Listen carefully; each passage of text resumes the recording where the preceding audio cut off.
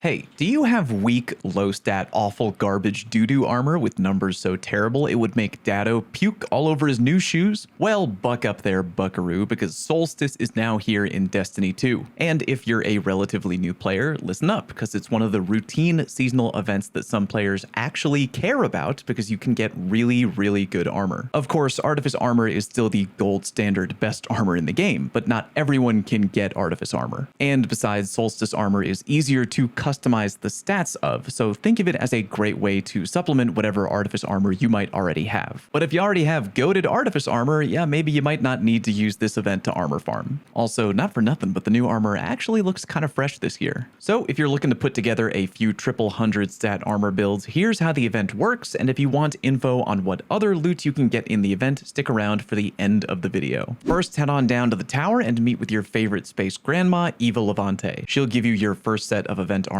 and an event card. The card will have challenges on it, but more on that later. For now, put on your new armor. Don't worry, it doesn't look like much now, but that will change, and talk to Eva again to get silver leaves, one of the currencies of the event. If you want to get more silver leaves, that is easy. Go do any activity in the game while wearing Solstice armor. Unlike last year, you now get slightly more leaves while wearing a full set of Solstice armor. Last year, you could wear just one piece and get the same amount of leaves. Seems like you barely get any more this year though. With a full set of armor, I got only one additional leaf than my teammates in both a public event and in a game of PvP, so do whatever is easier for you. Ring the notification bell, by the way, because as always, I will try to figure out what the absolute fastest leaf farm is so y'all can save time by farming the hell out of it. But a safe bet for leaf farming on day one of the event would probably be public event farming, an activity you can burn through relatively quick and they're easy AF. But I'm getting ahead of myself. Now that you have leaves, fire up the bonfire bash activity while wearing your event armor. If you've never bonfire bashed before, it's really easy. Run around the map killing enemies and look for specifically marked targets who drop orbs. Pick up those orbs and yeet them into the giant wooden pyre at the middle of the map. For every orb you chuck in, 1 silver leaf that you have will be converted eventually into 5 silver ash. Last year, the maximum number of orbs you can chuck into the bonfire was limited to 20, but this year it's been raised to 30. However, like last year, you'll want to make sure you're wearing a full set of Solstice armor for running the bonfire bash activity.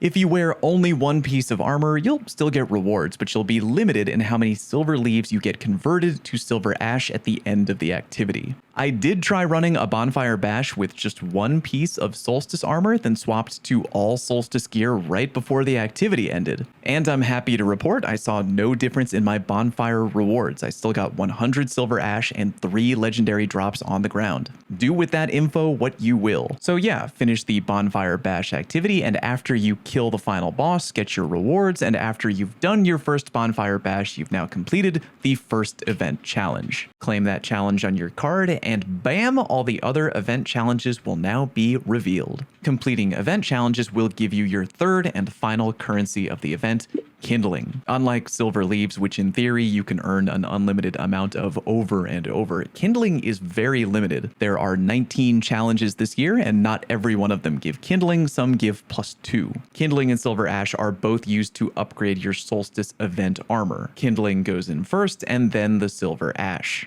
Each time you upgrade your armor, the stats on your armor are going to change a little bit. In order for your armor to be fully kitted out, you'll need to upgrade each piece of armor 3 times total. So now we're in the gameplay loop, boys. Go get more leaves, more ash, and more kindling to continually upgrade one piece of armor at a time. And don't worry, by the way, you don't have to do this with every piece of armor you get during the Solstice event. After you upgrade one piece of armor, every other armor piece you get in that slot will already be upgraded.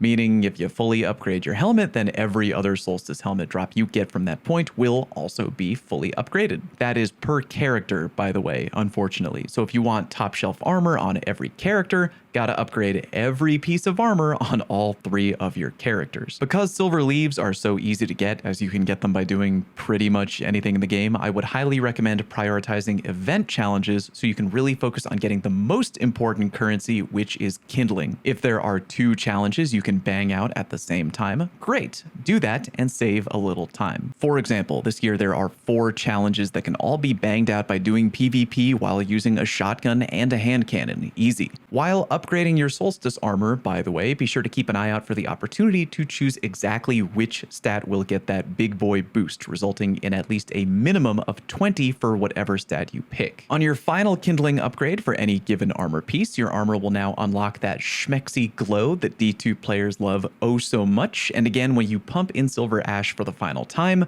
be sure to choose whatever stat you want at least a plus 20 in. And remember, as the game tells you, the stats of your newly upgraded armor will also be affected by your Ghost Shell armor mods, aka Recovery Armor, Mobility Armorer, and so on. Translation, if you wanted to, you could get a guaranteed plus 20 stat in one category and at least a plus 10 in another category, which is pretty damn good for new players or anyone in need of better armor. And if the armor roll ain't exactly what you hoped it would be, you can just grab more armor from Evil Levante, which you shouldn't need to pump any more kindling into, just to upgrade it with more Silver Ash, and bam, easy high stat armor. If you're into weapons like me, Solstice is dropping 3 weapons this year: the something new hand cannon, the Compass Rose shotgun, and the new Strand rocket launcher, the Crowning Duolog. Unfortunately, the rocket launcher perk pool is bad, like really bad, but might be some niche potential there, but I'm not really interested in that launcher. I'm also not really interested in the Compass Rose shotgun, which IMO can't hang with my personal favorites in PvP. The something new hand cannon, however, I am very interested in. I've been on a big 120 RPM hand cannon kick in PvP lately, and the something new has officially been updated to now include rapid hit and kill clip, which I am 100%